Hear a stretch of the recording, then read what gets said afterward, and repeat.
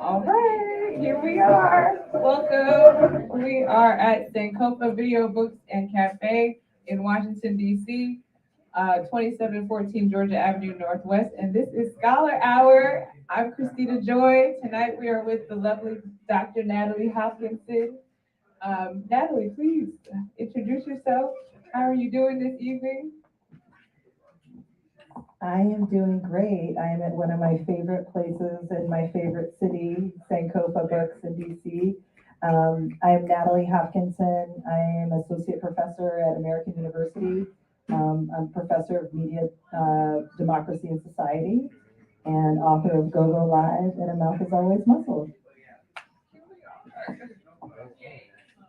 Is that the class title? Democracy and That's Society? just my title. Oh. I'm professor of media, democracy, and society. That's pretty cool. Is that like a major? It's not. Really? It's not. It's Oh. just this is a position they advertise for. So yes. That's pretty cool. Media democracy. Say that one more Media, time. democracy, and society. Media, democracy, and society. Like, what a position. I feel like your work speaks to that position. So it feels like it's specially made for you. Well, yeah. When I saw the position advertised, I mean, I was really grateful because I always have kind of, even though my work is really about Black and Indigenous knowledge systems, art and knowledge systems, I've always thought about it in terms of democracy and society. I think I try to ask these questions about who belongs in society, who gets a voice in society, and art is sort of my vehicle to do that. And so it was very nice to go and to be recognized in that way. That like, yes, I'm talking about democracy. I'm talking about society. I'm talking about freedom. These are big, deep questions. And so, yeah, I like it too. So, one, I know you're a bison, so Yes. I am a two-time bison myself. Um, and I know that your parents are from Guyana, Yes. and you were born in Canada, I believe, and then you lived here. I'm trying to remember where you lived. Indiana, Okay. Florida, and then DC for undergrad. Yes. Yes. Yes. Okay. Okay. So I guess my question in that regard is like, what led you to Howard? And once you came to Howard, how did that lead you towards your career? So I had moved to Palm Beach County, Florida as a senior in high school, and I was just applying for scholarships, and I basically was whatever people wanted me to be, that's what I was. You say you wanted to be an engineer, I said I wanted to be an engineer. I was just writing money, it was just writing for money. And I ended up getting some journalism scholarships. So I got one from the Miami Herald, small scholarship, and I had gotten one from the Palm Beach Post, which is owned by Cox Newspapers. And so I was a Cox scholar, and that was for journalism. And so I wrote some essays, and then so I ended up winning like this national competition. It was a national scholarship, 4-year full ride. And I had applied to Howard. I didn't get the application because I don't know if it got lost in the mail, how things go at Howard. But I went back to them after I got the scholarship and said, hey, I have a full ride. Can you write me that application again? A lot of my friends who I went to high school with in Indiana, there was a whole cell at Howard from Indianapolis, from my high school in Indianapolis. So I think they were recruiting. And then at the time, I think that's the case now. Oh, hey, Taylor, how you doing? So I think it's still this case now where if you're a National Merit Scholar, so there were a lot of them at the high school that I went to. So there were a lot of Indiana people here. There are still. Yeah. At Howard specifically. Really? Yeah. My best friend, one of my best friends from freshman week to this, she's from Indianapolis. From Indianapolis. Wow. Yeah. So, it was nice. So my friend Kelly Daniels, and I think I talked about this the last time I was Her here. name is Kelly. Her name is Kelly too, from No, Indiana. I'm tripping. Her name is Kayla. I was like, no, I know a Kelly from Detroit. Yeah. Also at Howard.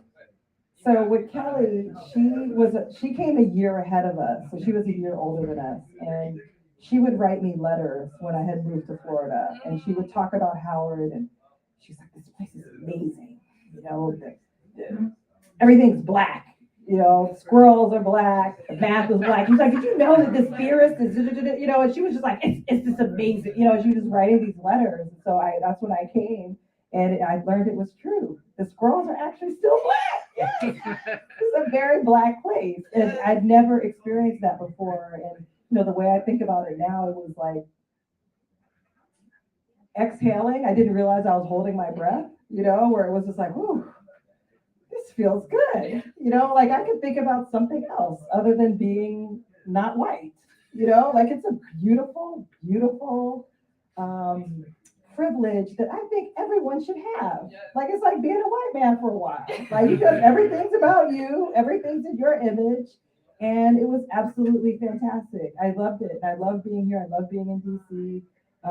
And journalism grew on me, and mostly grew on me because I started working for the student newspaper, made some of my best friends today, you know, working at the Hilltop. And so that's how I ended up continuing on this path in journalism. So I was a political science major. I did internships at Cox newspapers the whole time I was at Howard. So I was working 3 days a week in their DC bureau covering like national politics news. And then I was studying political science. And so by the time I graduated in 98, I had so much experience as a journalist already, both on campus and also professionally, that you know I was really able to start my career, you know, at the Washington Post, and you know I interned at the Wall Street Journal, and you know I got a lot of opportunities pretty early, you know, right at Howard. Yeah. If if y'all don't know anything about the school C at Howard, they have you working. Okay, I was in school C for my first year because it's a long story, but essentially I wanted to be originally applied to Howard as a music major. I applied for singing. I did classical voice as my audition, but so like in true Howard fashion, on the website they said pick two classical songs, and I'm like that could mean anything. That could literally mean anything. So my high school self was like, okay, I'm gonna sing these songs that I learned in concert choir because they're two classical songs. I sang for her, and she was like, "You have a good voice, but like, I need to hear you sing an aria." I was like, I never heard what an aria was. An aria is like this opera type, you know, song that you have to showcase your whole range. So I didn't know, and like, I was like, I got so intimidated. I was like, this is just a sign. I can't pursue music, and so then I was like, I will do music business or whatever. And I that happened to be under school C at the time. I think, yeah, something like that. I don't know. Or no, you know what it was?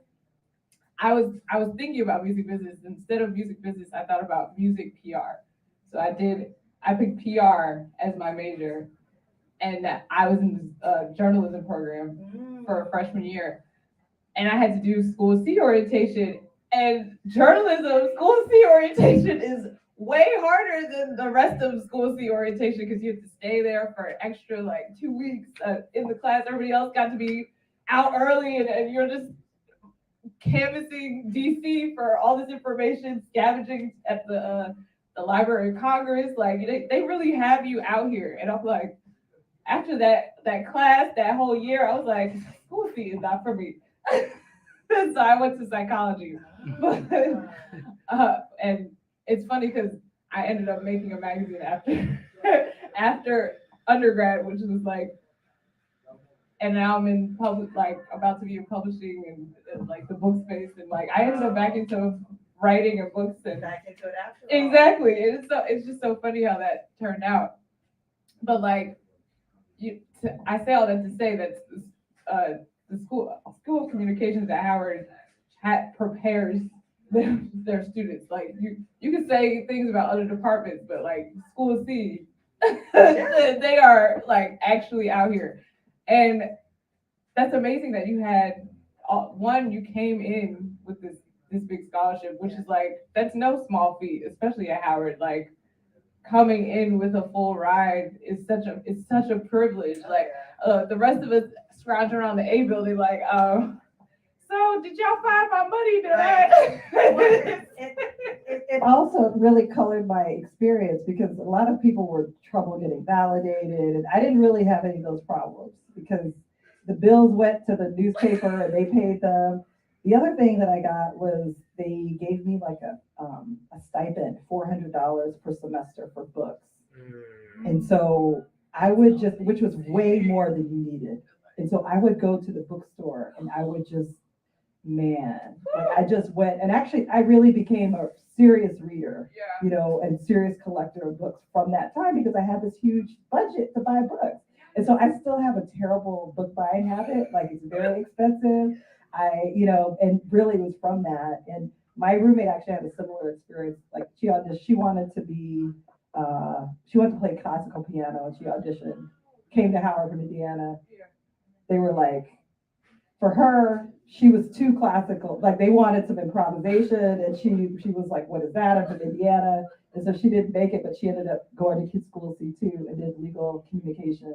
You know, went on to law school, went on to Harvard Law, had a wonderful career as a civil rights lawyer. But yeah, I mean, it's a beautiful space, and Right. you know, not without its challenges, but it makes you walk out with the strut.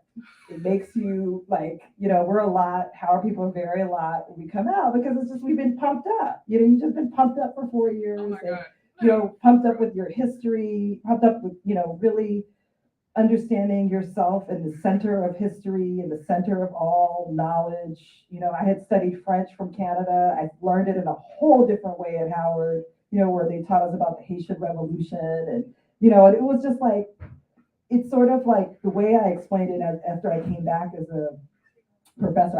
I taught for 6 years, and I would just tell them, look, I'm sorry, you're going to learn twice as much because that's how I learned. Like the way I learned French is the way I'm teaching, right? So you're going to know what all these other communication PhDs know, what if you're at University of Missouri, and you're going to know what you need to know from Howard, which is you're going to get all that extra blackness. You're going to get that black, you know, so you want them to be fluent in whatever the dominant field is, but then you also need to know, you know, who you are, and also making sure everything is designed, putting Black people and the Black experience at the center, you know, which is, man, it just fills you like with so much pride, and it just, you get that grounding that it's really hard to get pushed off of.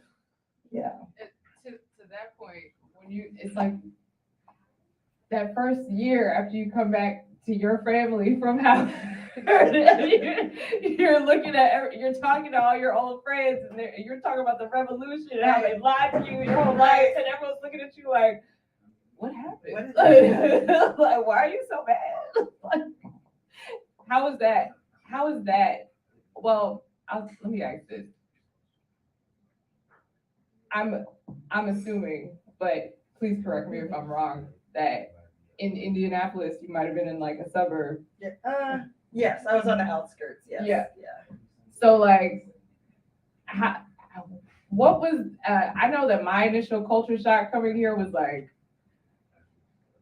I'm from the suburbs of New Jersey, so I'm from a little small town called Island, by way of Perth Amboy, which is a small city. So it's like, you know, I grew up in New York Shadow and everything, but at the same time, I also grew up in a very diverse suburb with like South Indians and South Asians and Korean folks, Filipinos. Like some of my best friends are Filipino. You know, like so like coming down here, but Black people were not the center where I'm from. And so it's like the only place that Blackness was centered in my life was church. And so coming down here where all of a sudden it's like you become the main character. Yes. That's how I felt. Like, I felt like I became the main character as soon as I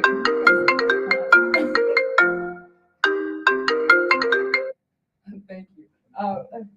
As soon as I stepped down here, because I too followed my friend from Perth Amboy, my best friend Jordan. He went to Howard a year before me, and he told me to come down for homecoming. And so I came down for homecoming, you know, did the whole shebang, like step show and everything. And I was just like enamored, like in love, like could not understand where has this been my entire life.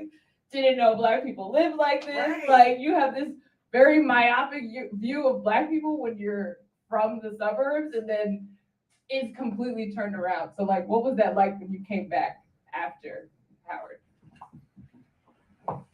So I went straight from undergrad. I was sort of stalling because the Palm Beach Post had sponsored my education. And so they were like, okay, when are you gonna come back? And I was like, I ain't going back to Florida. Like, that's just not gonna happen. So I had to stall.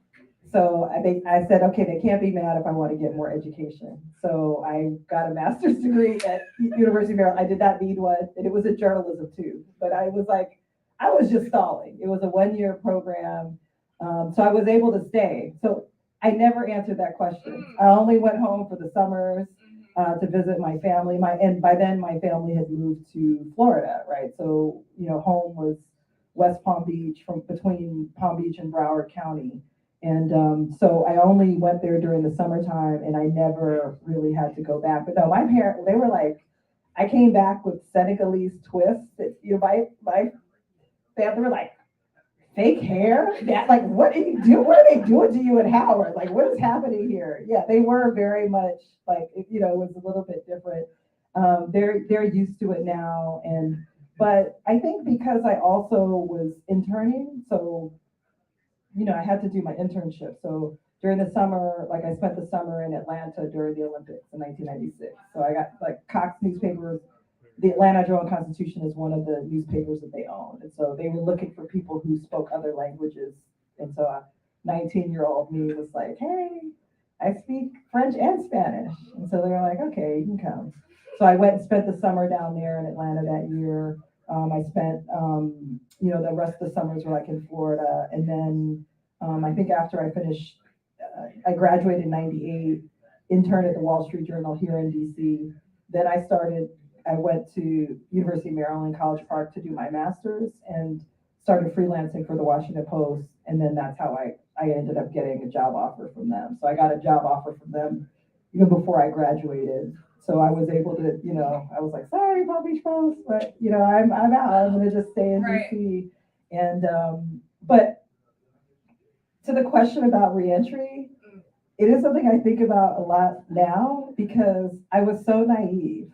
Like I had gotten so used to just being free and saying what you think, and just, like, especially when we were at the Hilltop and I was an editor at the Hilltop, and we would just, things that were jokes ended up in the paper the next day. So I felt very like liberated and free. And, my first beat was looking at arts and leisure in Prince George's County, Maryland, and in DC. And so I was like, oh, well, that means Black arts and leisure because DC is Black. And nobody ever asked me any questions. And I mean, nobody challenged me. I just did it. That's just what I've always done. I have always centered Blackness in my work, period. And I've never had a problem with that. But I did get in trouble a few times. So I wrote the first piece that got me in some pretty big trouble was an op-ed that I wrote for the Outlook section of the Washington Post in 2001.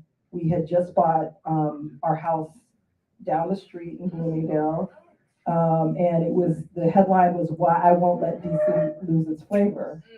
And I said something like, we damn sure ain't about to let all the white people buy all the property in DC. And I mean, and that wasn't a paraphrase. Like, that's what I said. We damn sure are not allowed to let white people buy all the property in DC. And they, it was the equivalent of viral. Like, people went nuts. I mean, hundreds of letters to the editor. They couldn't believe this racist was working at the Washington Post, and, Fox News, like all those people were, like it was a whole thing. And it genuinely surprised me because it didn't occur to me that you're not supposed to say that out loud, or like, maybe that's an inside conversation. Maybe you don't say that in the Washington Post, but I just didn't know. And that's why I just said it. And there were enough Black people in very powerful positions at the Post that they protected me. So people like Robert Pierre, who I just saw recently, he was the head of the union at the Washington Post. I got a call from him. This is Robert Pierre. I'm head of the union, and I need you to know we have your back, and you let us know if you have any problems, and then other people were like, not Cortland Lloyd, Milton Coleman was the deputy. He was the top ranking Black man. Not only did he protect me, he had me promoted, so I was promoted to the style section. And so, but really a lot of the stuff that got me attention was writing about these things. I also wrote another op-ed that was well received about Prince Jones, who was our classmate, who Ta-Nehisi wrote about famously in Between the World and Me. I also wrote, like, when he died, at the time he died, it was shocking to all of us. So I wrote,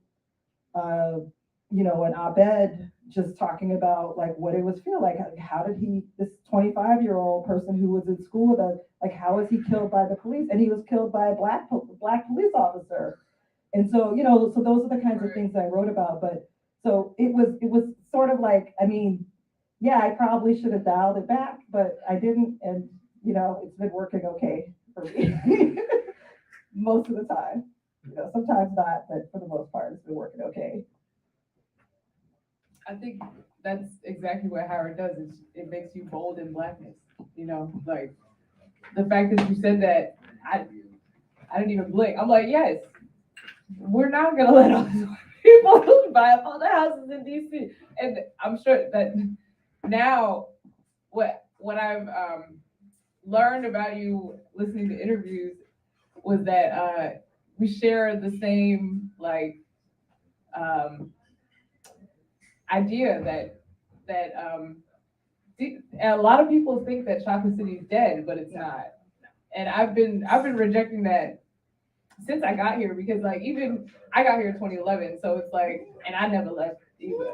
So I'm like, I've seen Georgia Avenue specifically change like crazy. I've seen more and more white people be on campus. I've seen, like, I live in Anacostia now. I see white people in Anacostia, but I also see a lot more Black business ownership than any other place in the country. Like, and not even just DC, like the DMV in general, and that like the nucleus of the DMV is such an anomaly for the rest of the country that we don't.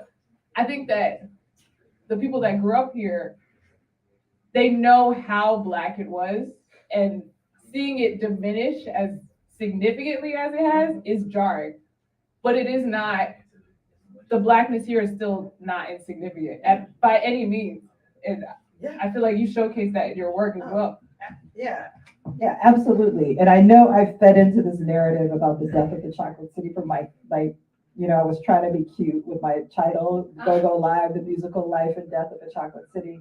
I was playing on the Jane Jacobs classic, the life and death of the American City, or whatever her title was. And, I was trying to be cute, but it did go to this narrative of that Chocolate City's dead, which is a white supremacist idea for like just in so many different ways. So first of all, that this is a chocolate city because this is the place where there were these debates over slavery and the end of the Civil War. These are battles that we're still fighting, right? Howard is here because of the Civil War. General Howard was a general in the Civil War. We're pugilistic because that's sort of part of like the culture from the beginning. Like this was the Freedmen's Bureau. This is the place. And, in the time immediately after the Civil War, or actually right before the Civil War ended, Lincoln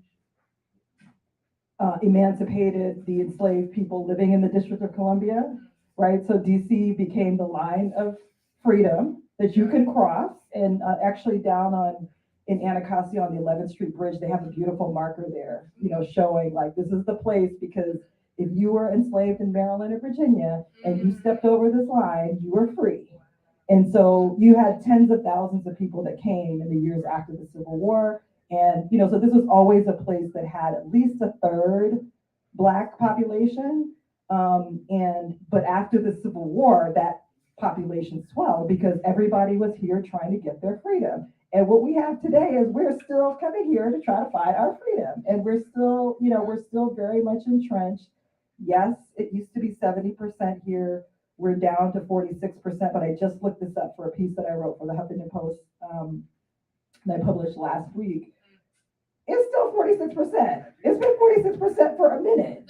And, and I think the pandemic probably helped that to an extent, but like, be really clear, Black people are the largest ethnic group in DC by far, by far. So to talk about ourselves in past tense is very self-defeating. It's very, and also like, who doesn't like chocolate? Like, what is wrong with chocolate? Chocolate is delicious. It's beautiful. Chocolate is joyful. It is wonderful. Like, who would want that to be in the past tense? Right. So it's like, I do, that's one of my things. It's like, okay, sorry about my book title, but let's stop doing that. We are not in past tense. Chocolate City is not dead. It's still here.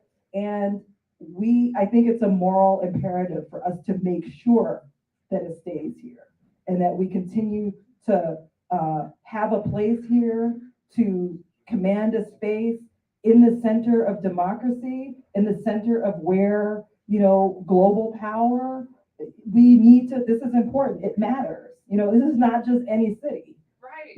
It matters that we're here. It matters that we can go intern on the Hill, or we could go see, Uncle Clarence Thomas, at the Supreme Court. Like, it matters that we have that proximity, so, and it matters that Howard is here, continuing to pump out educated soldiers for freedom. So, yes. Some of us. Well, yes, some of us. Some of us.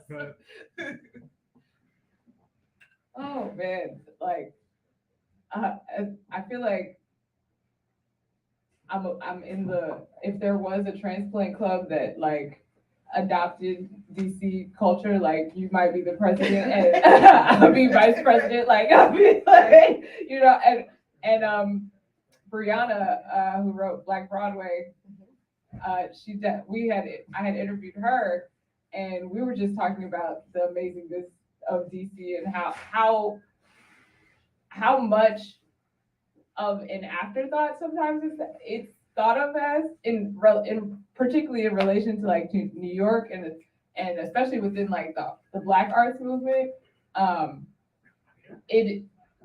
DC is instrumental, like, but it's almost like, and I feel like these things are related. It's like they downplay what's been going on in DC for years since before we were free, but like since particularly after Reconstruction, like they've been downplaying it, like, oh yeah, black folks are they down there doing their art thing in DC, but the Harlem Renaissance, right? But the Harlem Renaissance, yeah, Broadway, like, yeah, like no, like y'all wouldn't have this without DC. It like, can you speak to that a little more? Yeah.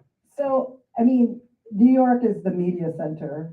LA is the media center. So they're going to get disproportionate amount of attention. And anybody, like Black people are going to get more national exposure. And it is a little bit of a different, like there's a twist, like here, a lot of our power, because of it as a political capital and a place that policy is made and those sorts of things, like it's a little bit of a different kind of power. Yeah. And you mentioned earlier, like, and again, it goes even from before the Civil War, because DC and New Orleans were the two cities who they had significant free population here. And so like it even preceded the Civil, like it goes really deep. Like what the roots of why DC is a very special place for Black people. And then Howard, when it comes to the arts, the art scene, Howard has been like absolutely like significant, from Afro-Cobra, the fine arts movement, from which was part of the Black Power movement. And when you start talking to like elders, like Ethelbert Miller, who I love to sit with, the experience, even just like the experience that we had as undergrads, right? Where it's like, okay, they really turned the like the curriculum, like it's not just Harvard dipped in chocolate, right. It is a different situation. But before the 60s And before a lot of these movements happened, it actually that was the Right, goal. It was right. Harvard dipped in chocolate or caramel or whatever, whatever you want to say. But, Ethelbert talked about how after the 68 student uprisings, how they just actually closed the university down and said, you know what, let's just think about this for a year. And because there were so many demands for the students, they were saying, we don't just want to study what they study at Harvard. Right. We want a truly Black university. Right. And so when they came back, Yeah. they came back with more of this Blackness at the center and really global Blackness at the center. Because, that's the other thing that's like unappreciated. So since I've been at AU, a lot of people are saying, oh, wow, it's so much more diverse here, I'm sure. And I'm like, are you kidding me? You know how many languages you can hear spoken at Howard? Right. You know how many people, I know people from every state in the union. When I was a student, I had my classes were like these perfect. I had students from the Caribbean, from Africa. We had them from the north, from the south. I had Saudi students. I had, students from Sri Lanka. We had it was such a very, very diverse place as well. And all of that really sort of continues to shape it, as a place where there's Black thought leadership in both ideas and art. So, it's just a really special place. And of course, New York is also an extremely special place because, they have, just the raw numbers, they're going to have, they're going to have like a disproportionate voice and just be in their access to entertainment industry and media. Right. So would you say that, say when you were in high school, as far as, did you see yourself writing about our culture as your career, or were you just I just want to write, and this is what you ended up writing about? Yeah. So, because I was a political science major, and I had a Black politics concentration, I took so many classes with Dr. Lorenzo Morris, who recently retired. He's wonderful, wonderful professor. And because I was doing a lot of work on Capitol Hill, I was covering these congressional hearings, whatever, Supreme Court, anything that was going on. I was writing about these issues. So I was very politically minded and politically interested. At Maryland, my master's was in public affairs journalism. So I was very much into policy and, that sort of thing. But when I got a job offer from the Washington Post, it was covering arts and leisure in Prince George's County. And I really had to think about it because I was like, that seems like fluff. That doesn't seem like very serious. And I remember talking to my mom about it at the time, my mom was the business manager at the Madam C.J. Walker Theater in Indianapolis, so Black theater. And, we were always around Black arts in Indianapolis in that scene. And she was like, no, arts is important. And also when you talk about this Washington Post job, is it good enough? No, try it. And so I didn't actually, it wasn't my choice. But the more I started getting into it and, especially in Prince George's County, which had just sort of was really solidifying itself as the 9th ward of DC and, highest, these are some very well-to-do Black people in PG County, especially at that time. It's changed since then. Right. But at that time, it really was a very place for elite. What I learned is that by writing about art, it's sort of a back doorway, into talking about these questions, like I said, about media, democracy, and society. It's a back doorway. And it's a way that's inclusive. It's a way to include everyone. It's a way that everybody can get a voice, so and especially when I discovered this thing called Go-Go, that was in PG County. And this is the first book by Charles Stevenson and Kip Cornell came out. And by reading their book, I was able to learn all this stuff that DC natives know about what Go-Go is. And so I was able, and all of a sudden, my job got very interesting and exciting, to write about all the industries and the dance movements and the personalities and really the industry was the thing that was the most impressive. I mean, they were making millions of dollars off of go-go in the late 90s, early 2000s. Like it was the dominant popular culture here. Like the way it was there, and so I'm seeing it, yes, the way it was like you didn't wear Sean John in DC. You did not wear Puffy's label or Diddy's label. Like you were a Bama. If you're a teenager that time, you wouldn't dare wear a New York clothing line. Like, what is wrong with you? No, they wore all DC local lines. Madness was right up the street. We Are One was on Florida Avenue. Shooters in Northeast. Hobo was in Southeast. It was all geographically based. Major, major, major industry, and it was all Black owned. Truly for us, by us. I was like, man, this is an amazing, amazing thing, and got real obsessed with it. And so, yeah, still obsessed with it. Yeah. And I had listened to a couple interviews on this, but you pointing out that economy piece really stuck with me because I'm a big Black business advocate. I mean, I work in Sankofa, like this is my life. But it also, as far as that economy piece, I noticed that, go-go is not commercialized. The only big go-go song out there is A. Marie's One Thing, like, as far as, like, the go-go sound, like, what it sounds like. But it's like, that's not even really what go-go sounds like. It's like, it's amazing to me that it's not amazing. I think it's more so like, it just proves that we don't need them. Like we don't. Like, That part. it doesn't point. Yes.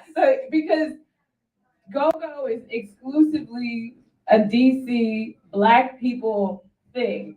Yeah. And it lasted, I mean, it's still around, but it's like the fact that, people were getting paid, people are still getting paid off of this industry, and it has not been touched by Sony Music and Warner Music and all these big music companies is amazing to me. And especially me being from Jersey, like our music is Jersey Club, and that came out of Baltimore, and like now it's like starting to become more national. It's like it is tripping me out because I read during my grad program, I had to write a paper about like where my culture is from.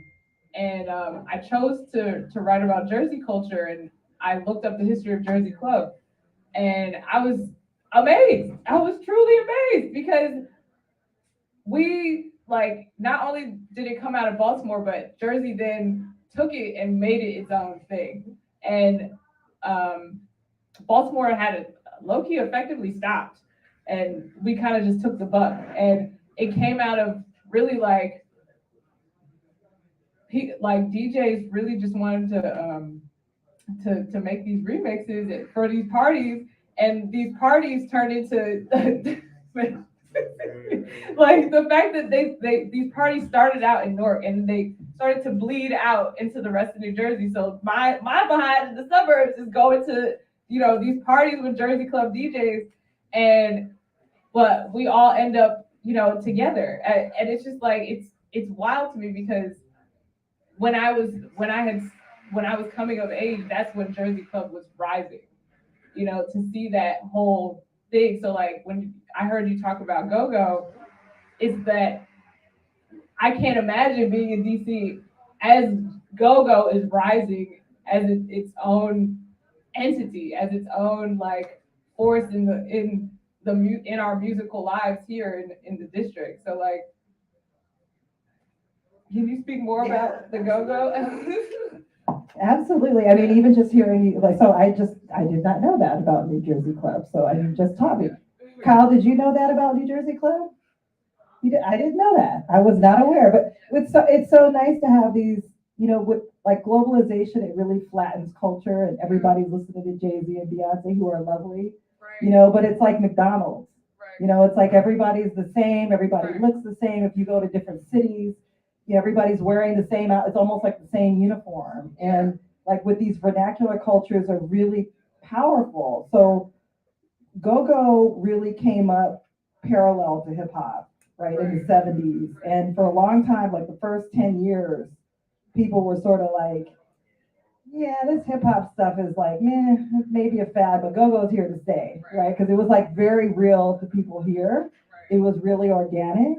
And the question is always, why hasn't it gone mainstream? And, you know, it's the question I'm really like, I mean, I shouldn't be tired of it because it's just what it's a natural thing. We're in a capitalist society. So the thing is, you haven't arrived unless you've conquered the world and every block is doing the same thing and everybody's buying your thing. You know, like that's how we define what success is. But go-go really has has succeeded in its own way in preserving a vernacular culture. You know, the way I talk about go-go is just a vibe. You know, it's a way of just talking and being in community.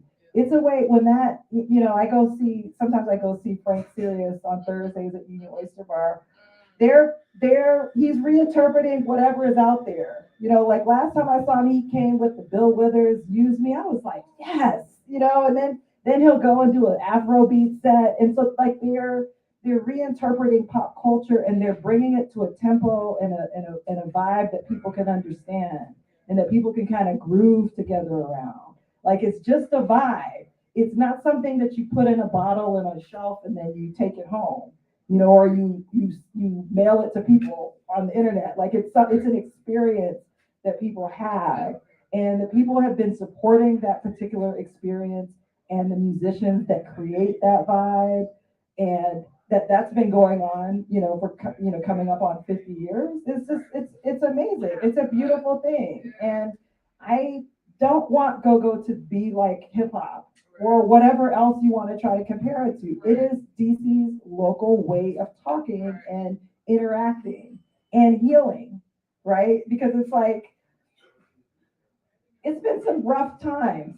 DC has seen and most cities have seen some very rough times, you know, from the crack era to the murder capital days to, you know, drug epidemics, violence epidemics, people losing their lives, you know, when they shouldn't be losing their lives.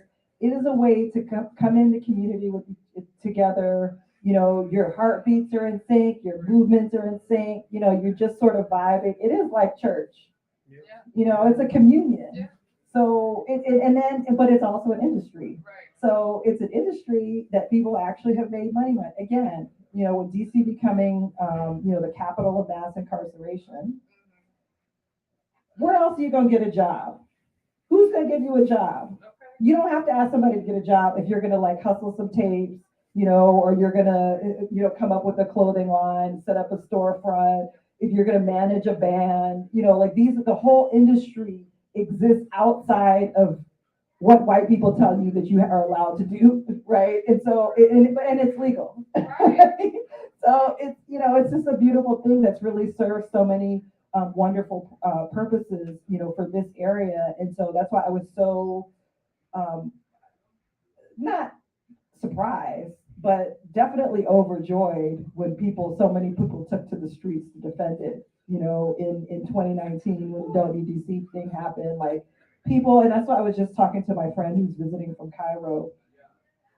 People, when I would do these panels talking about WDC, people would say, of all the things that you could go to the streets about, you know, there's education, there is, you know, people getting evicted, there's war, there's, you know, healthcare, there's all these, and go-go, like of all the things, you know, and it's like, well, go-go speaks to all of those things because go-go is about the people, you know, it is about the people, you know, people having a voice, sharing community, and that's really what our strength is. It's not our profit margins or being traded on Wall Street or all those other things. It's being connected to our fellow human beings, you know, and so that's what makes it a really beautiful thing that I've been obsessed with, you know, for a long time. And you know, I hope it goes forever. Make go forever.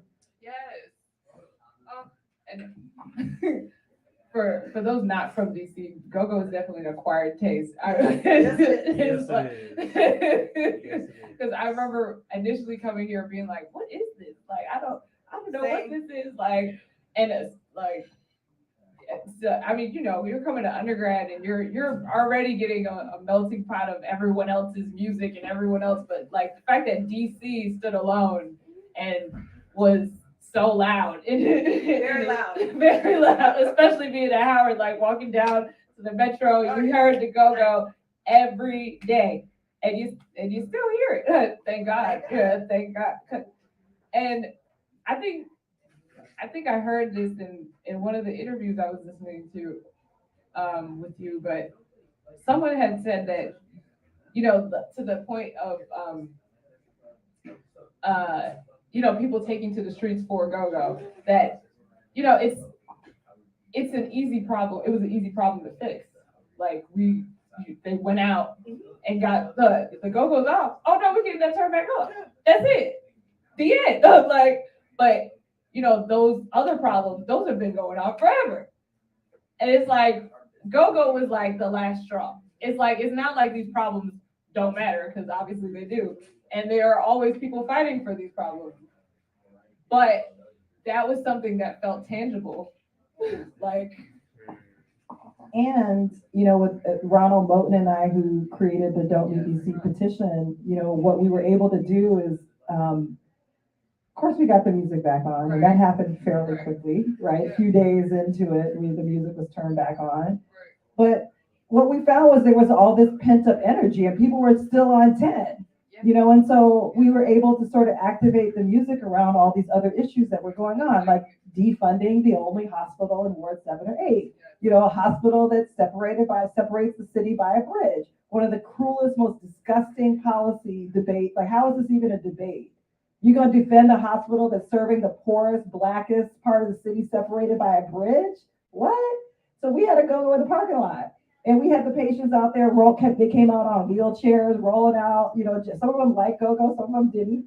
They told me, frankly, but they appreciated the fact that people were in there standing with them and elevating those issues. And we got another win.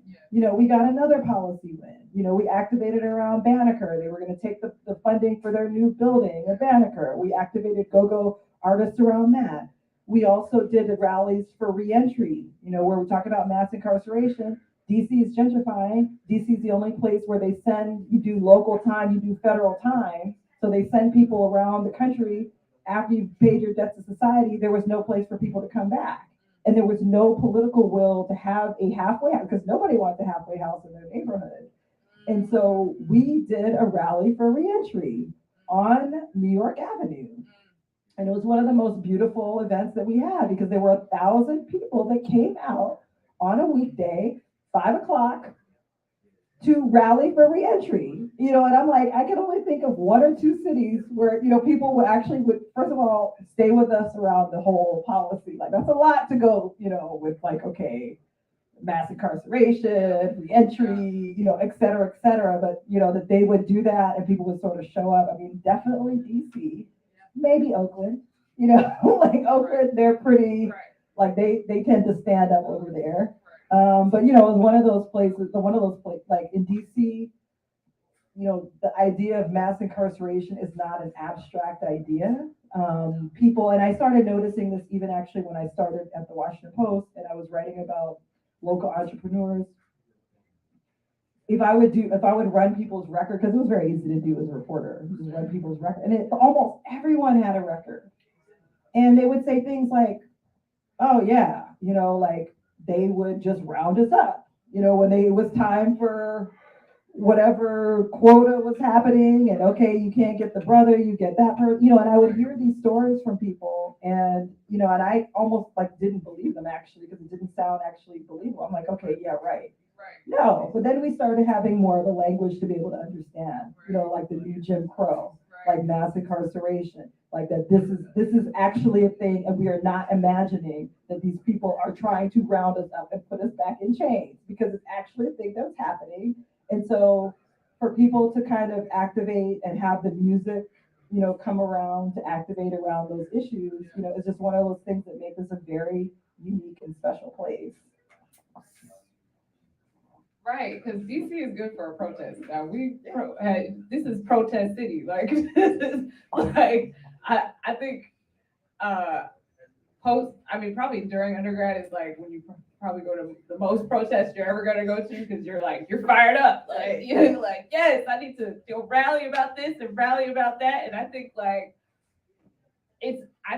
what I think is amazing about Don't Mute DC and the Mochella, right? Like we're coming together primarily for the go-go, Yeah. but we getting work done while coming for the go-go. Like it's a twofer, right? Like let's get it. Like that, and that's the beauty of art and politics together. You can bring people for one thing, but I believe you said in one interview you get the chat, like the chat and the crank. Oh yeah, conversation. Yeah, and the crank. conversation and the crank. Yeah, that's because right. like you got to get both. Like people are always like either or, like let's have a panel or let's have like let's do it all together and talk about the things that actually matter to us, to the people that it's actually affecting.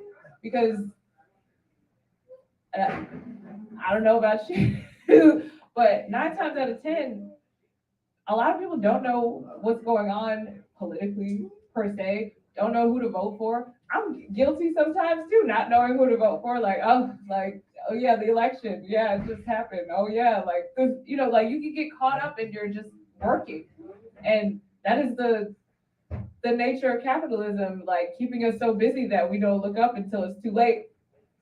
And I think with you bringing culture and policy together in your books, like because even in A Mouth Is Always Muzzled, I know you were talking about it was primarily it was about Guyana. Yes. And could you talk a little bit more about that? Because Sure. I was fascinated. I didn't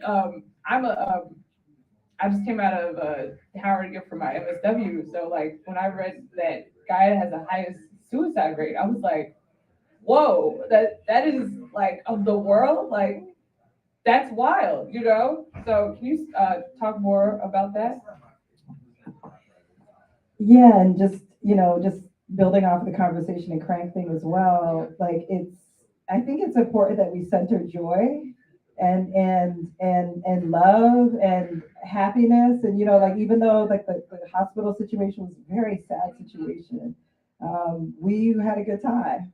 And people were at the motel, they twerking on police cars, and it was like it's very subversive. And the more we can be happy and center our creativity and our joy, and like that's a good day, if we're able to get all that in at the same time. And so that's kind of like where we were with the movement. We would do conversation, so we would have the conversation, so we would have like nerds like me talking about issues or whatever, but then we had the crank. And we never had any illusion that what people were coming for. So I did one of the first, and then with the pandemic, we were able to transition seamlessly.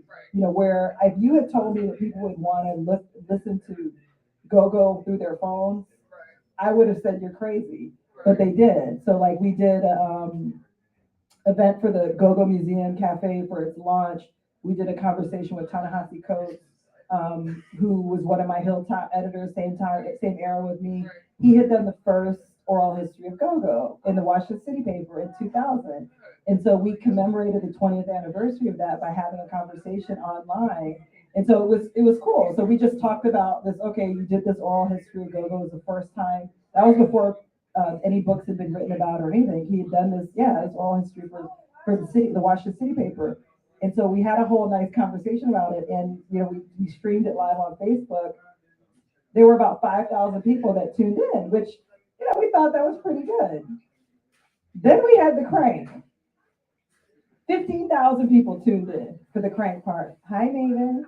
No, you're good. This is my daughter, Maven, who just came and who actually just saved me today because I actually had the wrong date. Maven, thank you for calling me about that because I came and that would have been very embarrassing. So anyway, yeah, so the crank part, that was 15,000 people.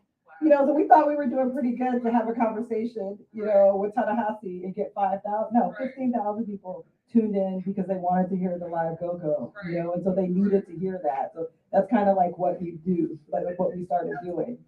So as far as A Mouth is Always Muzzled, this was an outgrowth of another policy project that I did on the future of the arts and society for the Interactivity Foundation. It was an opportunity for go back to my own home, my family's place in my family. Both my parents are from Guyana, and same similar thing. The art and artists are windows into history, into colonialism, into understanding the political divides, cultural divides.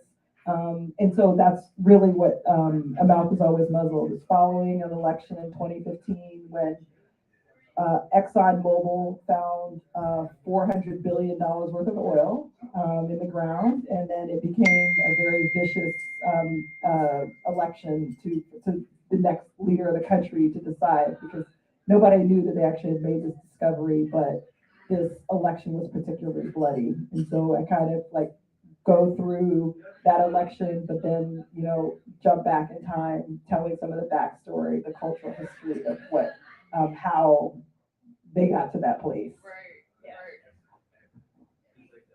And that in and of itself is interesting because there's so many different cultures down there, and there's I know that we knew one Guyanese sister growing up in Jersey, so There's a lot of Newark area. Yeah, I'm like, I feel like there's like a significant population up in the tri-state, so I'm like, Guyanese people are definitely around. Y'all here, and I think I didn't understand what all the ethnicities were down there, and then when reading this, I was like, wow, that makes a lot of sense because the sister I knew growing up, she looked both Black and Indian, Yeah. and so it's like that makes all the sense. It does. And I'm sure. Yeah.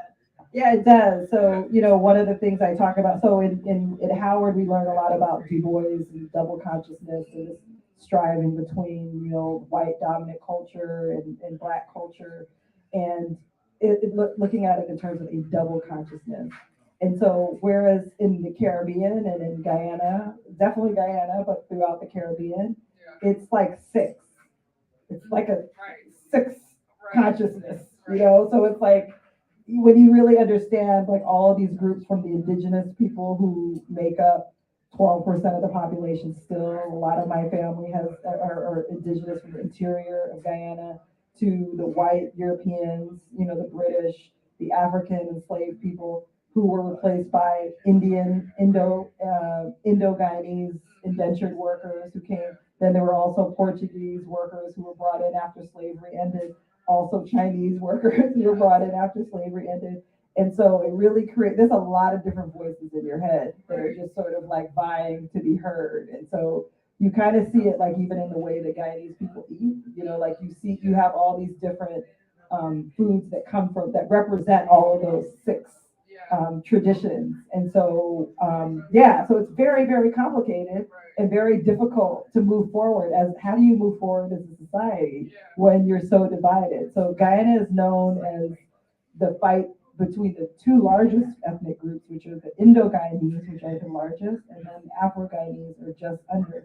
So I had one Afro-Guyanese poet named Ruel Johnson, who was one protagonist, and then the other protagonist was an Indo-Guyanese painter, Bernadette Prasad.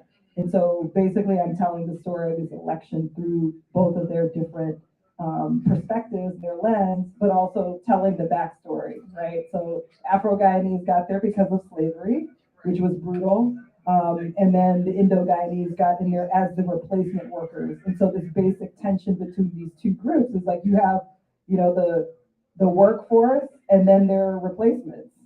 And the replacements are treated better, and so it's like, and so most white people are gone from Guyana, but you still have these tensions that are still going on, and that you're still continuing to live with. And so, that's why I think it's important about like you making sure that there's a historical context, understanding these things, because all we know is that you just see the blood on the floor, right? That somebody's like, there was a stabbing, like something just happened. Oh, it's beef.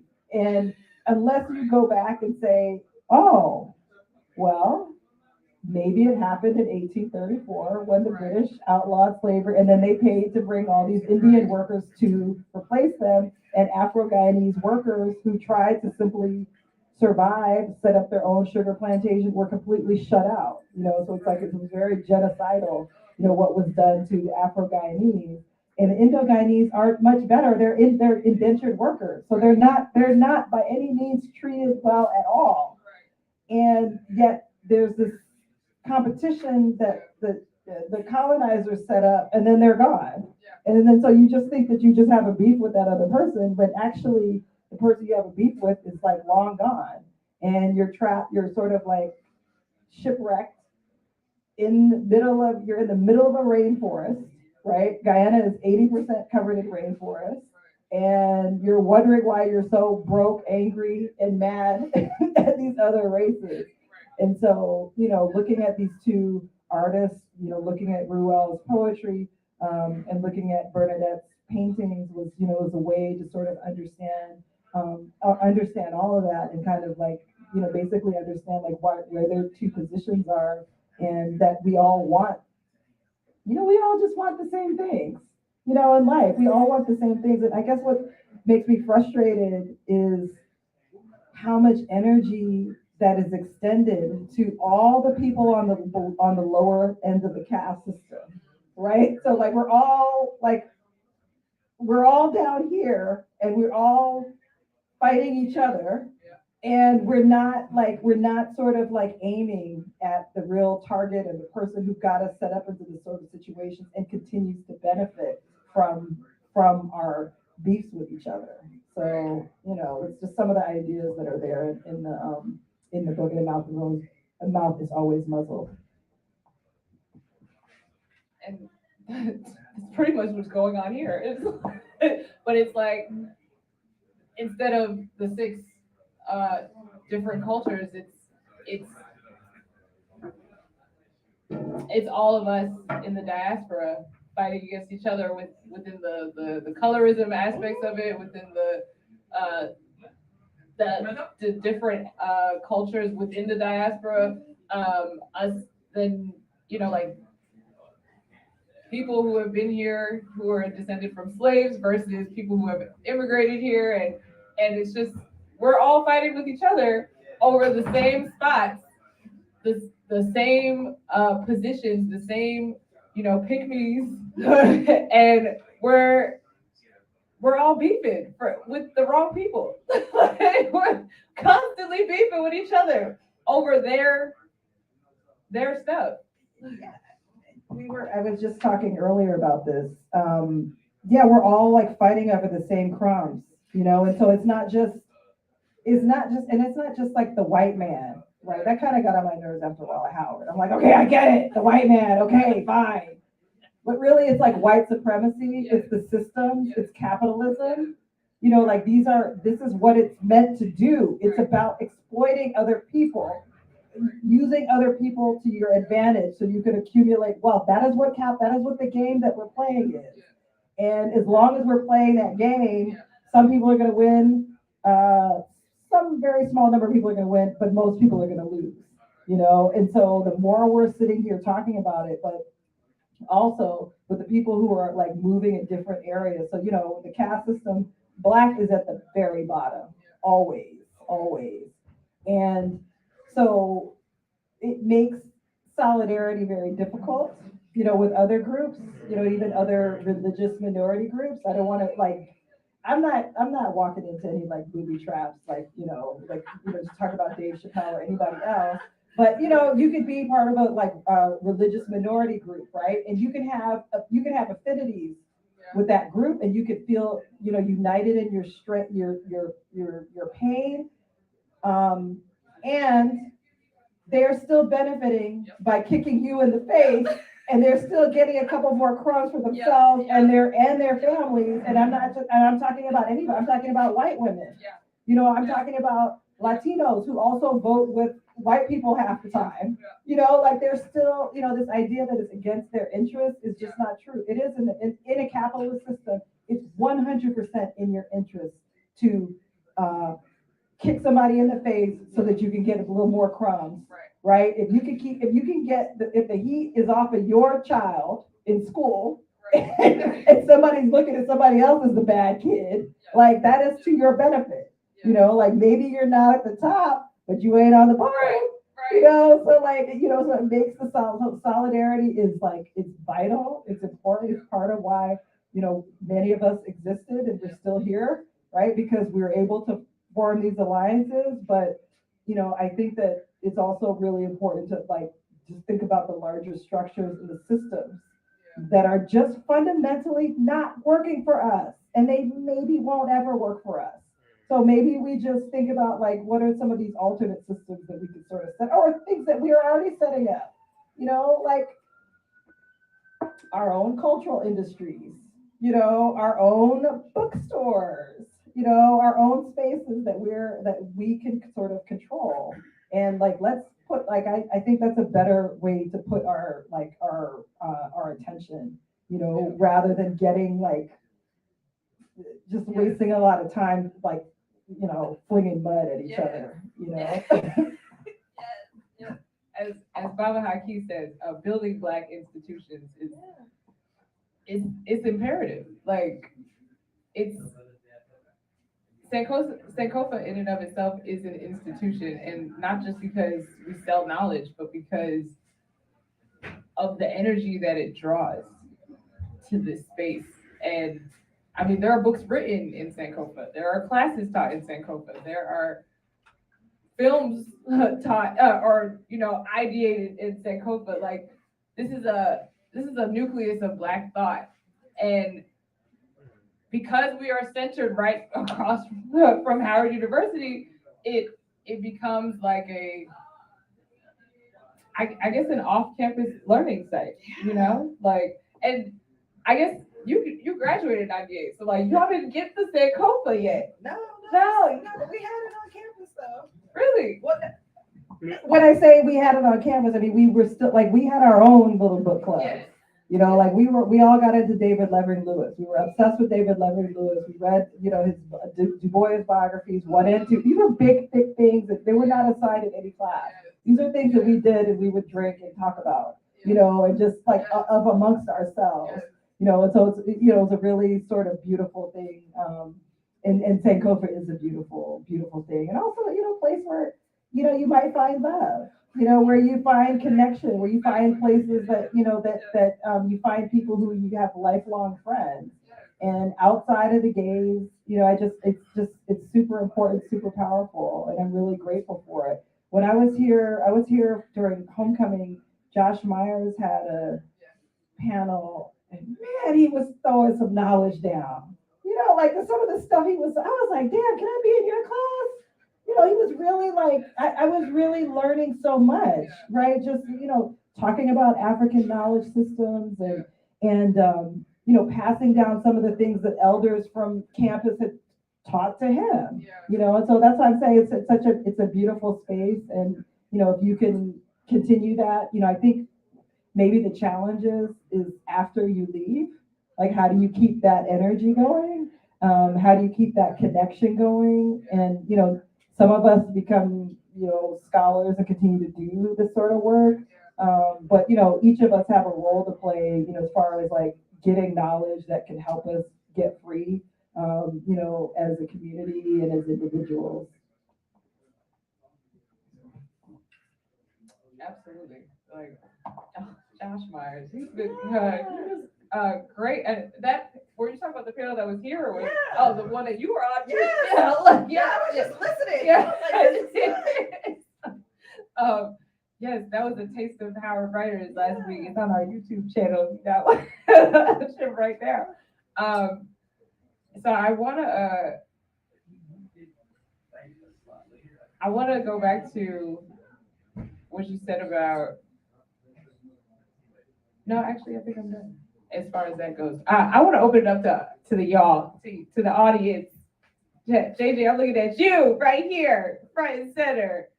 I was just gonna ask, since you're interested in go-go, can you beat your feet? Let's see it.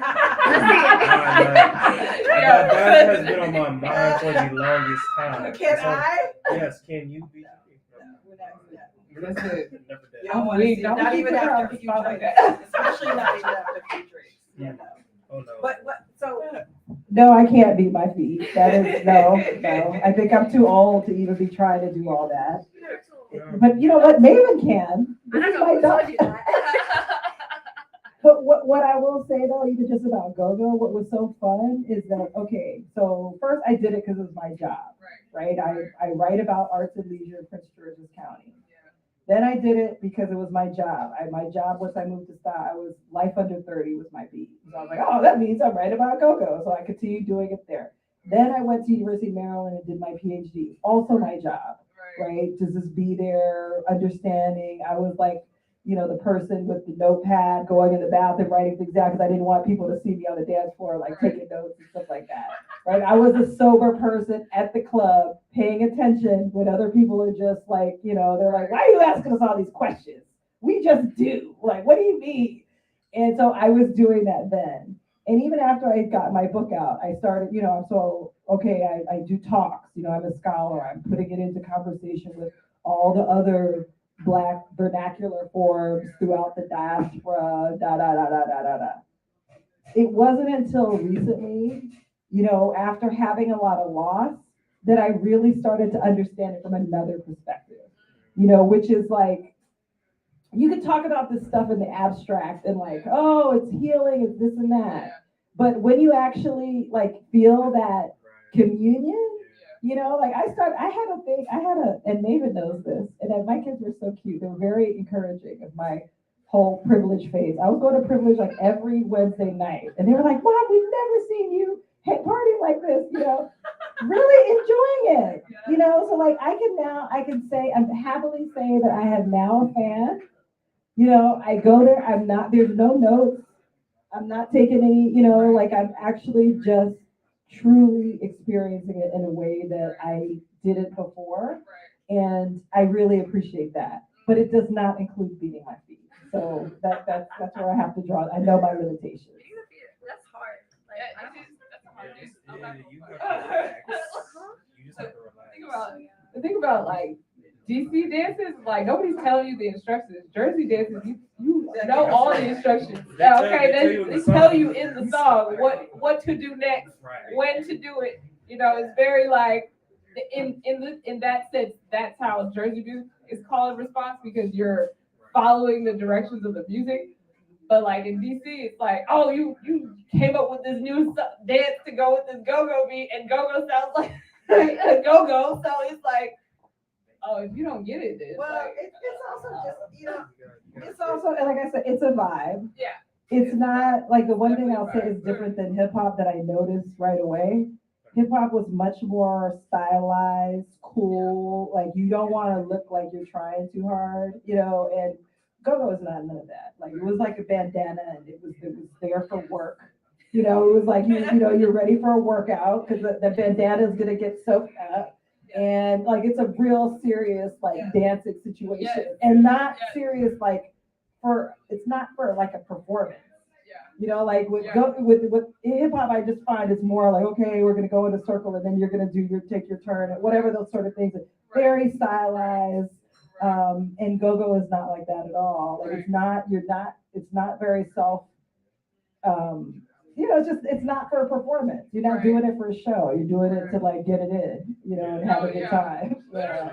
Yeah. That's mostly how Jersey Club is. How Jersey Club is Yeah, too. because it's like I always talk about how, and I even found this in reading the history of Jersey Club, is that it was keeping kids out of trouble, and like to the point that like there were parties in Newark that you could like if you wanted to come to the party you couldn't bring your weapons, like you just can't. So it's like you're creating a safe space so that we could party, like, and there wasn't really much drinking going on either.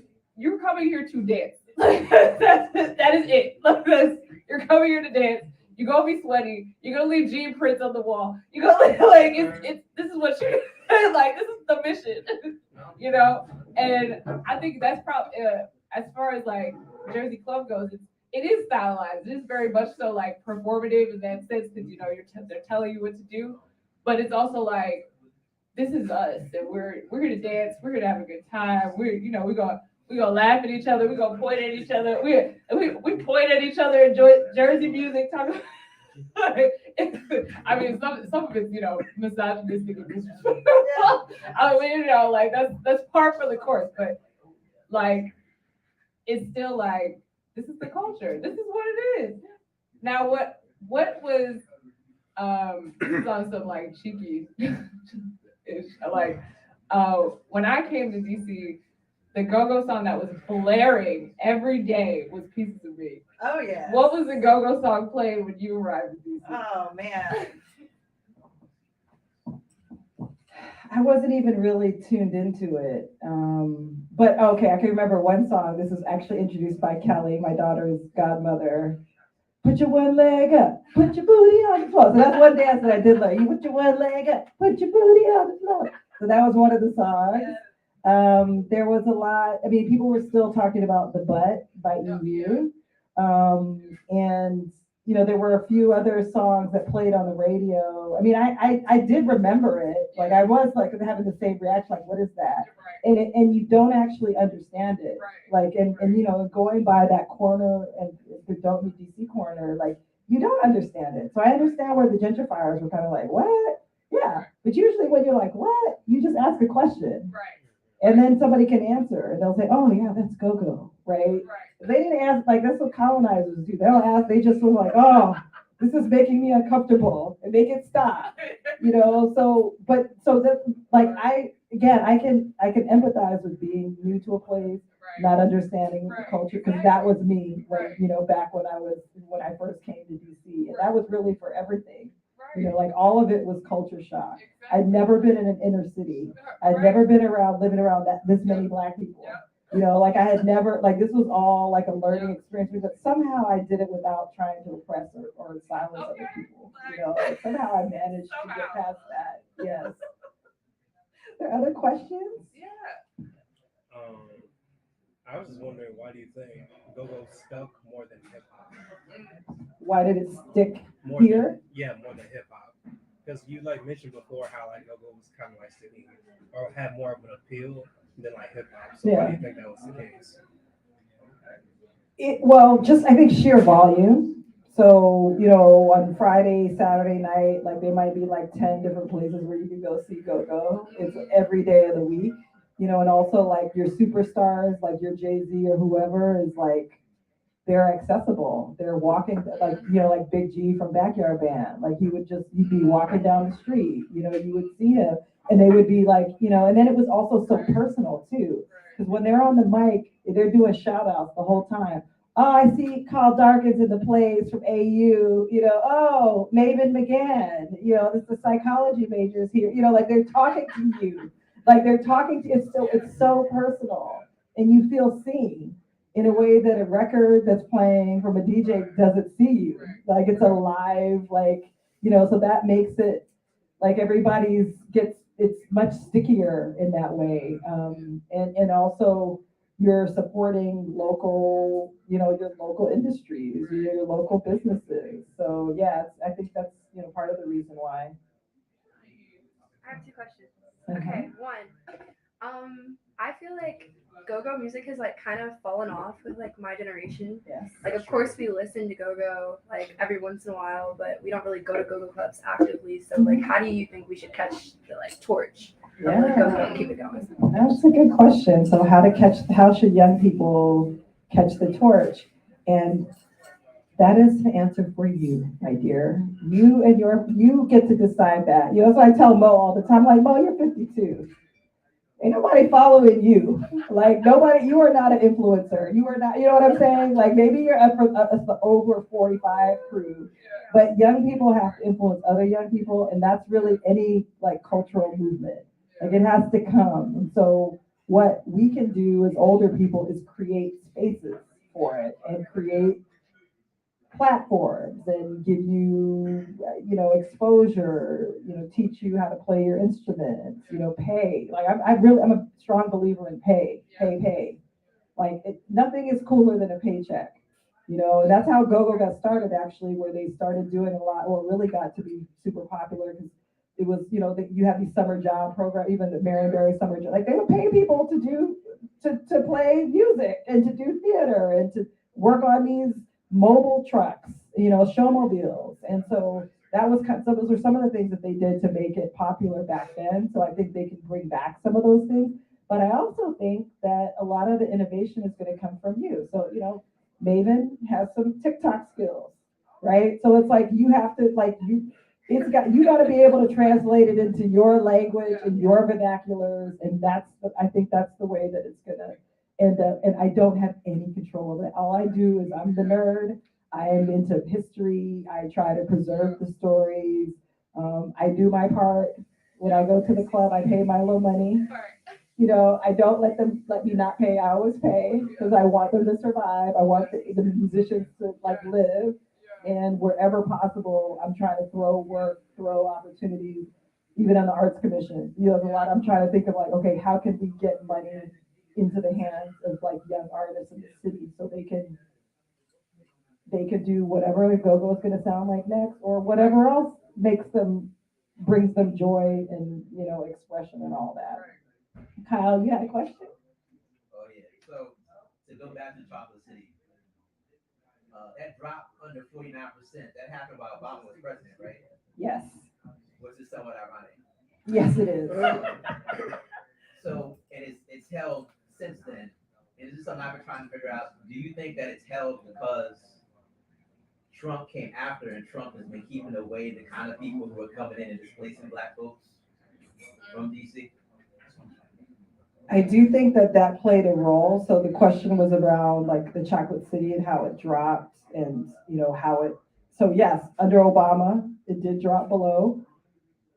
The irony, you actually painted the White House black, and then it ended up dropping at that point.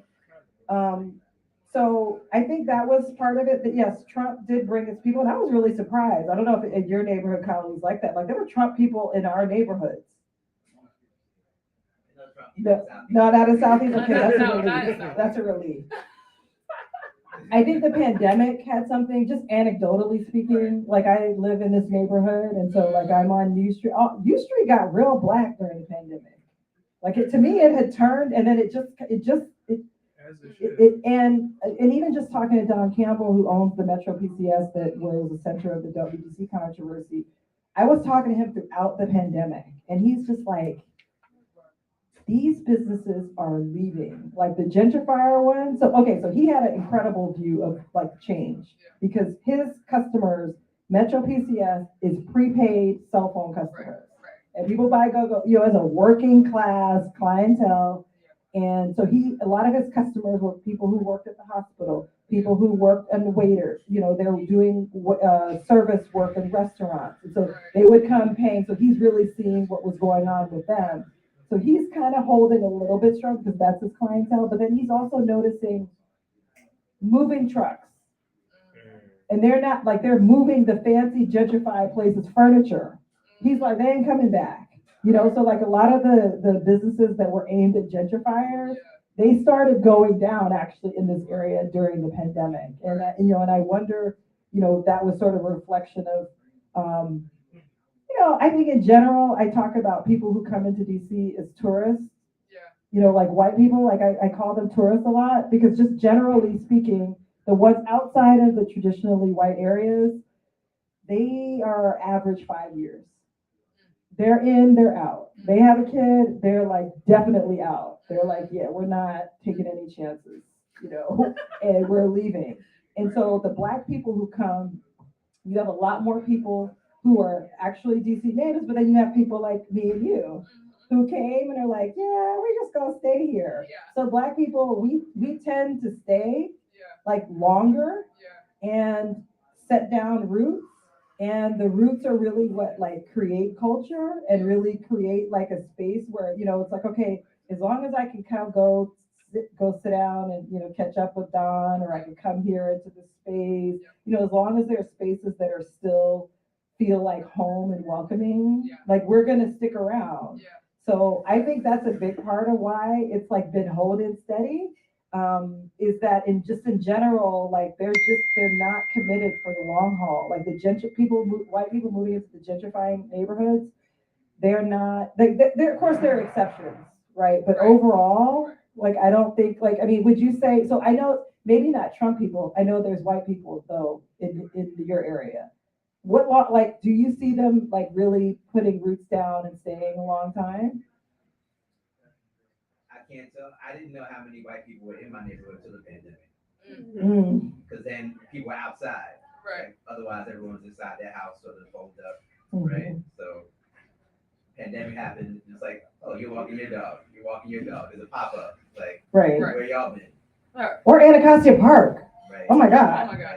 Right. Thank you. Do you walk through Anacostia Park? Sometimes. I don't see them in Fort Houston, but like you've seen down there. Anacostia Park is like They all shocking. been Yeah. Anacostia Park. Okay. Yeah.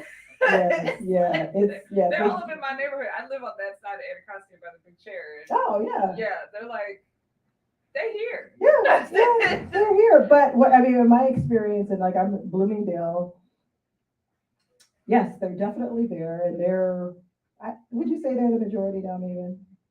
Coming up on it, if not now. I think probably they're the majority. And they don't stay past certain times. So there's just a lot of like turnover. Yeah, there's a lot of Airbnbs. There's a lot of, there's just a lot of turnovers here. So I mean, what we're still seeing, I mean, I think the pandemic really did help Chocolate City, as far as it sort of slowed down Yeah. the pace of all the changes, and they had built all of these housing with nobody to live in, Yes. and they're I've begging noticed people that. to rent these places. Yes. And I so- know people who live in apartments that are like empty. Like empty. Isn't that wild? And like y'all really kicked us all out for what? For what? Like for what? Because now what's gonna happen is they're probably gonna have to lower the prices. And Right. which is So which maybe is great. they'll have somewhere to live. when you graduate. Right, and all the people with vouchers are gonna be able to get housing, and that's gonna be great too. And low key, COVID did that. Like COVID It's did a silver that. lining. We only It had is to a silver disproportionately lining. die. Yeah, that. Yeah. Yeah, only if only, but that's that. I had seen that on social media, and I thought it was one of those headlines that were like, just like trying to gas us for real, like saying like that the pandemic had slowed gentrification. I'm like, yeah, right, like no way. And I'm like, the fact that you're especially seeing it in Northwest, that says a lot. Definitely. Dude, like I didn't even realize. Yeah, and that's really the statistics. Yeah. Like I was in Oakland visiting a friend who, she's in a gentrifying area in Oakland, and she talked about, well, this is a whole other, conversation just about like all the panic around crime, Yeah. right? That's Yeah. like on social media driven. And so she was very concerned. She was like, oh, I might have to move. I'm like, you just bought this place. She was like, well, the crime is just getting so bad. So I said, well, what do the long timers say? She said, they say it's never been better. It's never been safer. So I'm like, so why are you listening to these people on Nextdoor? The algorithm is trying to scare you. Like, and so she was like, oh, I hadn't really thought about that. So anyway, that anecdote to say that, yeah, there's what the statistics say, but then there's what grandma say and the mom and pop say. Right. And I look at both of them as valid points to be able to understand whatever's happening. Right. Like talking to an elder, talking to somebody who's been around a long time, they often know before the studies show up. Like Don telling me about those trucks and how they're moving, like all those gentrifier businesses, they're moving their furniture out for good. Right. Like that was a good indication that gentrification is slowing in this area. Right. Like, that's pretty cool. You had said something that it's just, God. Anyone have anything to ask? Taylor?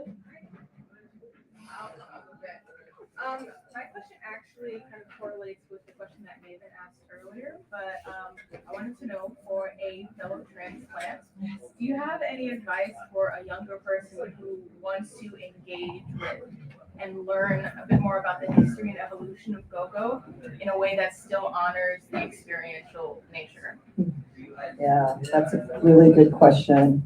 So how to learn about go-go in a way that honors it as an experiential. It's not just read, you don't just read the book. You want to explain.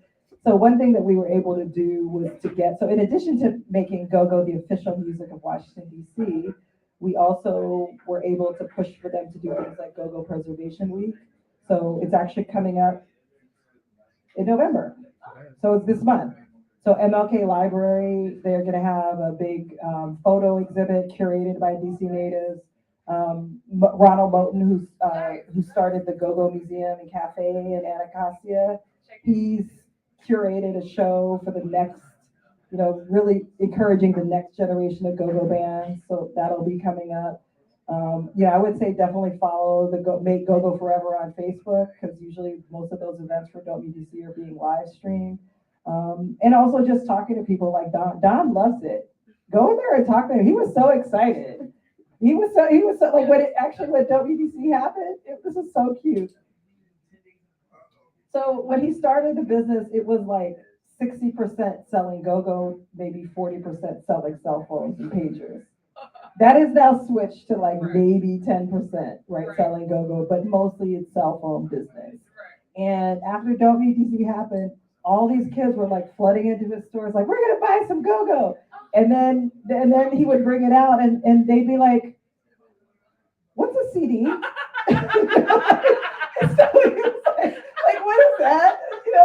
And he was just like, oh, I guess we should try to figure out how to give, but this, it hadn't even occurred to him that, okay, that's a whole, talk about another generation. Like, yeah, maybe don't press the CDs because, people don't have CD players anymore. But traditionally, that's the way the go-go has been presented. So he's also creating he has an app. So he's got about 100,000 live recordings. So his archive is what you hear on the corner that he personally plays and selects what he's playing. But he also now has an app where you can play music, so it's Central Communications is the name of his company. And gosh, I should know what the name of his app is. But yeah, so that's another way that you can kind of experience. But the number one way is to just go to a show. So yes, Sirius and Company Ladies Night every Thursday. And that's Union Oyster Bar. That's a Black-owned space. There's a club called Karma. Another of my favorite bands is Black Alley. They just came back from Ghana, and they were like partying with Gabrielle Union and Dwayne Wade in Ghana. It was very, very cool for them. They were doing shows at Karma, which is a club I haven't been to yet. But yeah, so I would recommend bands like Black Alley, Sirius and Company, of course, Backyard Band. Like, they're playing more than ever. So there really isn't any other way to learn about it but to actually go to those shows. So that's what I would recommend. Yes. I definitely have seen Black Alley at the Howard Theater. That was great. They're great. Go-Go's great. And this conversation has been great. And to your daughter, David, as far as new things, like to grasp go-go, one of my friends is actually he's a producer. He's like makes beats. He makes go-go beats. And what I didn't realize, and you've been speaking to this the whole time, is that go-go is very call and response, and it's marked by having live bands, right? So basically, what my friend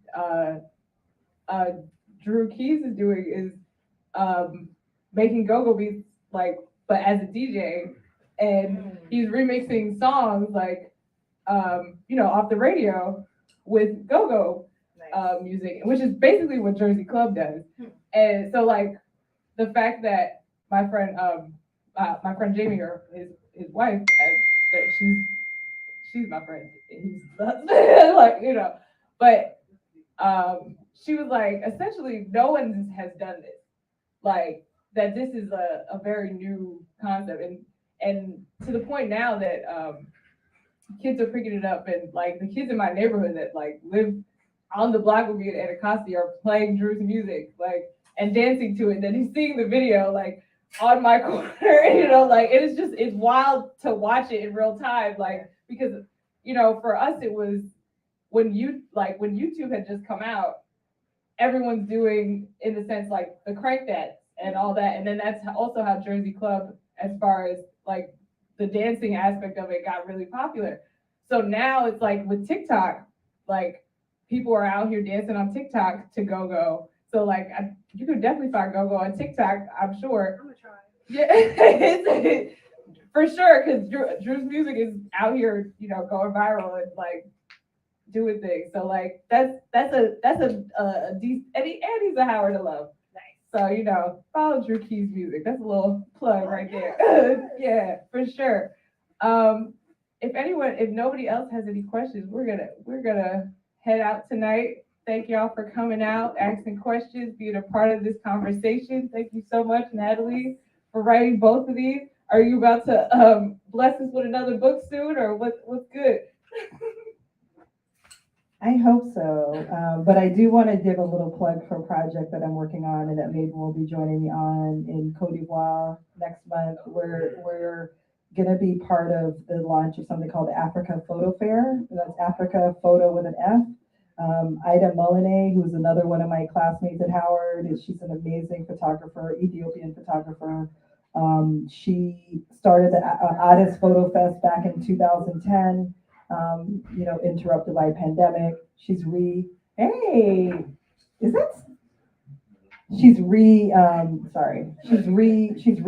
it as Africa Photo Fair in Cote d'Ivoire. So she put out a call for proposal. So basically what Ida is trying to do is, you know, she's a major photographer, major artist, and so she wants to bring the whole continent with her. So she did this call for proposals. There were 800 submissions for photographers from all over the world, depicting Africa in new ways. And she chose 109 of the photographers. So that all of these work is being physically mounted over in Abidjan, Cote d'Ivoire, during the month of December. She's also launched her website, africaphotofair.com, also social media campaign, hopefully a TikTok, which David is working on. And so I've been doing some media strategy and stuff for her. And also my students at AU are doing profiles of these photographers for as part of what the festival is. So we're really excited about, you know, there's another, you know, art, art across the diaspora and also a Howard connection too.